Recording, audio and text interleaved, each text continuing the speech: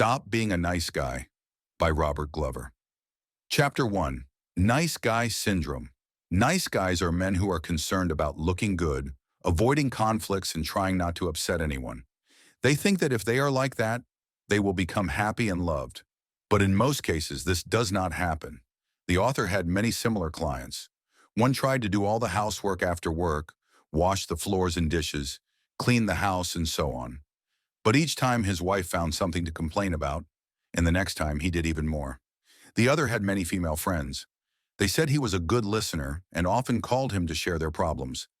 Each of them said that any girl would take him with hands, but they themselves did not want to date him, and they chose all kinds of scum. The other didn't know the word no. He helped anyone who asked him, but he noticed that for some reason no one wanted to repay him in kind. These are all nice guys. A complete man likes himself the way he is. Therefore, he does not need to seek the approval of others. He always tells you if he needs something or doesn't like something. He is open, straightforward, and emotional in expressing his feelings. He helps someone if he is free and has no business of his own. And he is also not afraid to do something, despite possible conflicts. Nice guys think they should be able to do everything on their own. It is difficult for them to ask for help, as they try to hide any signs of their own imperfection or weakness. To change, you first need to talk it out. Therefore, find 3 friends, preferably male, whom you trust the most. If there are none, then you can find a help group that will support you or contact a male psychologist. Chapter 2. Where do nice guys come from? Any person's beliefs are laid down in childhood. When a child is born, he is absolutely helpless. And most of all, he is afraid that he will be abandoned. Secondly, children are self-centered. They think the whole world revolves around them.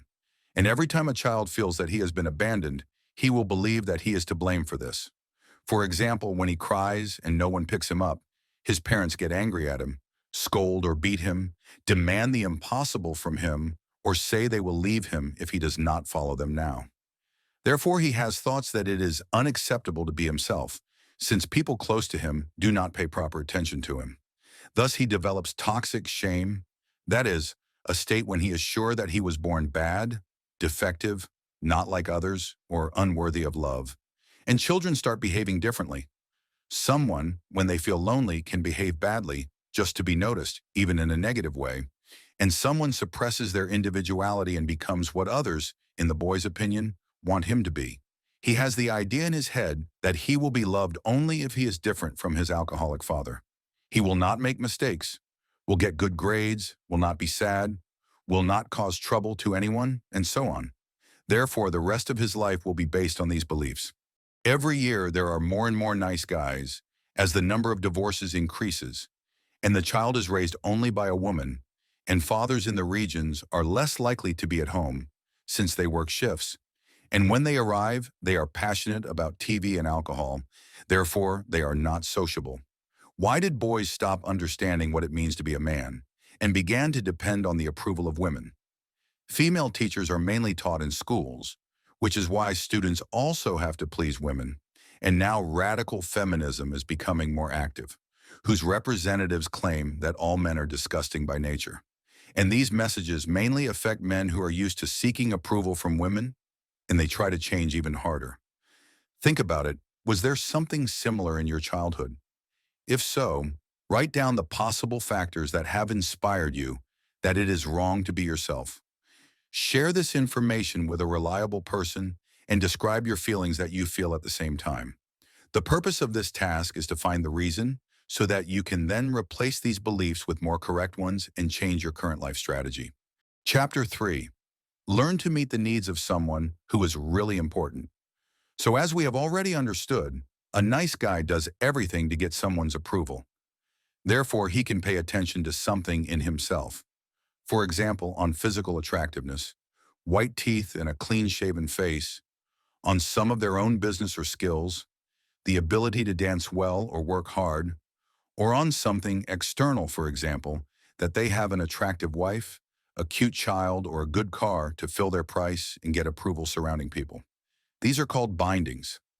Nice guys attach their individuality and importance to the things above and pay attention to them in order to prove to themselves and others that they are worth something. Due to toxic shame, They are unable to admit that others may like them for who they are.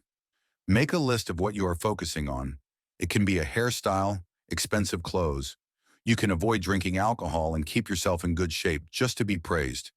You can scrub your car to shine every day, or always smile and never get angry.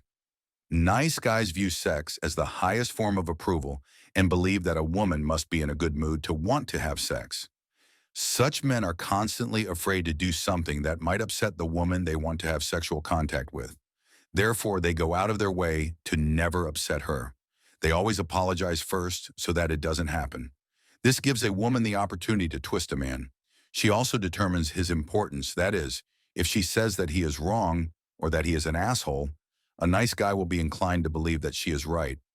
But in the end, such worship sooner or later ends in an outburst of rage when the object of worship does not meet the expectations of a nice guy. Therefore, when crimes occur, previously quiet, calm guys may be involved. Think about it. If you weren't concerned about what people might think of you, what would you change in your life? If you didn't want to get approval from women so much, how would your relationship with the opposite sex work out? Nice guys think they should hide or distract attention from any of their flaws and mistakes. For example, if they have forgotten something, don't understand something, or are depressed, so they will lie, withhold, or hide it. It is also associated with physical disabilities. For example, they go bald, get fat, or are somewhat imperfect. Write down all the situations where you have tried to hide some of your mistakes or shortcomings, and then think about it. Do you believe that people can see your flaws and still love you? What would you change about yourself if you knew that the people who care about you will never leave you and will not stop loving you, no matter what happens? In fact, anyone should seek approval from the only one who is truly important to them, themselves. Nice guys need to learn to be themselves.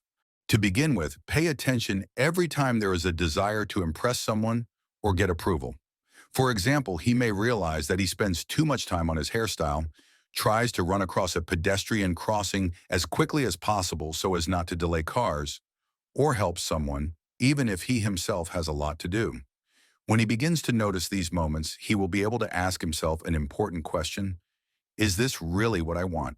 For example, one of the author's clients, Cal, drove his car every day. He realized that he was doing this so that others would praise him.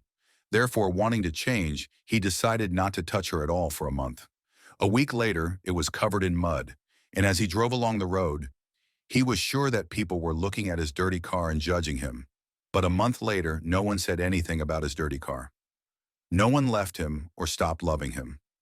Conversely, when he washed and polished it again, he had no new friends, and no one loved him more. Therefore, choose one of the actions that you do to get approval, and choose a period of time during which you will refrain from it. If you break down, analyze the circumstances of the breakdown to understand why at this particular moment in time you have a desire to get approval from someone. Indulge yourself more often, not paying attention to the opinions of others.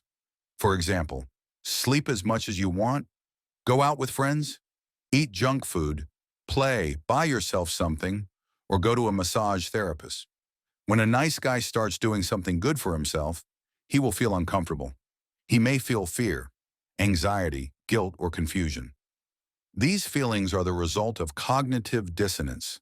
That is, when he does something good for himself, it implies that he is a significant person. And this will contradict the deep-rooted belief deep inside him that he is a worthless person. Write down what you would like to do for yourself. Put this list in a prominent place and follow at least one item every day. Make a list of positive attitudes and write them down on the card. When you read the installation, close your eyes and try to get into it completely. Sometimes your mind will reject these attitudes, but you should keep repeating them over and over again. Spending time alone makes it easier for nice guys to learn to accept themselves. They can understand who they are, what they like about themselves, and what they are guided by when making decisions. They will also begin to open their eyes to their relationship. That is, if they previously considered their marriage to be perfect and worshiped their partner, now they will be able to see a lot of flaws in their relationship. Therefore, they often need to travel to unfamiliar places where there will be fewer reasons to seek someone else's approval and hide their shortcomings and mistakes. They will decide for themselves what to do when to go to bed and get up, when and what to eat, where to go and what to do. And they will understand that loneliness will not kill them at all. That is, they will overcome their main fear, that you will be abandoned. Therefore, plan for yourself a week or a month when you will be able to go somewhere alone. When you return, you will notice that you have changed. Honesty helps nice guys accept themselves. Therefore, they need to meet regularly with a reliable person or visit a mutual help group where they can talk about themselves. At first, it will be difficult for them to share even mundane things. After a while, they will be able to tell things that create fear and shame in them. And if a person or group members support them, from that moment on, they will stop being closed to people and give evasive answers, and begin to reveal their darkest and deepest secrets. They will begin to realize that they are not bad. There is no need to try to get approval from other people. Hide their flaws or mistakes because people can love them for who they are. Chapter 4.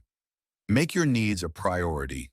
If since childhood, nice guys have not received proper attention to themselves and their whims have not been fulfilled, they begin to feel that they are unworthy of some desires or benefits, and they feel uncomfortable when they get what they really need, so they try to avoid it. For example, if they were told in childhood that they were worthless and unworthy of anything, as they grew up, they would refuse promotions or reject all offers to date beautiful girls because they would be sure that they were unworthy of it. And when they find a partner, they will approve of any decision she makes. For example, take a day off, buy a new thing, go to the doctor, or go on a trip. And at the same time, they will never allow themselves to do any of this. Think about it. Is it normal for a person to have needs? Do you believe that there are people who want to help you meet your needs? Nice guys take care of a person instead of taking care of him. They give the other person what they want to give, not what they really need. And they give something to get something in return. For example, they give gifts and make surprises, assuming that they will be given something in return or treated better. But when they don't get anything in return, they get offended or get angry. A striking example is the particularly ardent fans. And then nice guys start doing nasty things, embarrassing people in public, allegedly forgetting about some things, criticizing or discarding sarcastic jokes. That is, they become passive-aggressive. Identify 2 or 3 examples of excessive guardianship and give them up. For example, if you help someone, even if the person asked you not to do it. Since nice guys are used to sacrificing themselves to survive, their recovery should be focused on putting themselves first and making their needs a priority. Other people will only benefit from this. A nice guy will stop patronizing them, stop hiding what he needs, and the person will not need to guess what he wants from him. He will also stop behaving aggressively or passively aggressive. For example, if you invite your girlfriend to relax somewhere for the weekend and she refuses, the nice guy will be depressed and angry. But having changed, he will say that then he will relax with friends. And if she wants, she can join. That is, his need to rest is now in the first place, regardless of his partner's decision. Conversely, if he is tired, he can easily refuse to go anywhere. While a nice guy will be afraid that if he refuses, his partner will either leave him or quarrel with him. That is, start doing something regardless of your partner's approval. The next time you want to give something or do something for someone else, do it for yourself. Your pressure, that is, custody of your partner, will decrease, which on the contrary will lead to the partner missing you. And this way you will learn how to give gifts just like that, and not in order to get approval or love. Chapter 5. Regain your strength and learn to share your feelings, regardless of whether you are experiencing anger, anxiety, or loneliness. Nice guys usually hide them so as not to appear weak, so as not to be judged or to offend someone. Make a list of fears that prevent you from living, or it may be something that you are afraid to tell about yourself. As soon as you decide to confront fear, say to yourself, I can handle it. Whatever happens, I'll handle it. Repeat this mantra until you take concrete action and overcome your fear. In this case, subconsciously, you increase the confidence that you will be able to cope with everything that you are afraid of, and each subsequent fear will become less frightening and become easier for you. Setting boundaries helps nice guys stop feeling like helpless victims and regain their personal strength. The author used shoelaces to set a boundary and told a nice guy that he was going to cross that boundary and try to move him. As soon as he gets uncomfortable, he needs to stop him. Often nice guys can't do this and take a few steps back, trying to keep the peace. They think that the other person will stop pushing and everything will be fine. Because of their childhood experiences, they show other people that they have nothing against violating their own boundaries. But as soon as nice guys start taking responsibility for how other people can behave with them, their own behavior immediately changes. As soon as they stop encouraging things that seem unacceptable to them, others begin to behave differently with them. So start setting boundaries. But before that, pay attention to how far you are willing to retreat to avoid conflict or keep the peace. Over the next week, analyze your behavior. Do you say yes when you want to say no? Do you agree to do something to avoid conflict? Do you avoid some actions because someone might get angry at you? Do you tolerate unacceptable things, hoping that everything will resolve itself? Record your observations and share them with a reliable person. Chapter 6. Restore your masculinity. Nice guys don't spend much time in men's company, which is why they are so attached to either their mother or their wife. They convince themselves that they are different from other men because they are not aggressive and quick-tempered, not cruel and attentive to women's needs. They suppress male energy in themselves, thinking that in this way they will achieve the approval of women, but eventually lose their leadership positions in the family. And women, on the contrary, are attracted to more masculine guys. And men who try to please them in everything are considered rags. It turns out that nice guys only make themselves worse.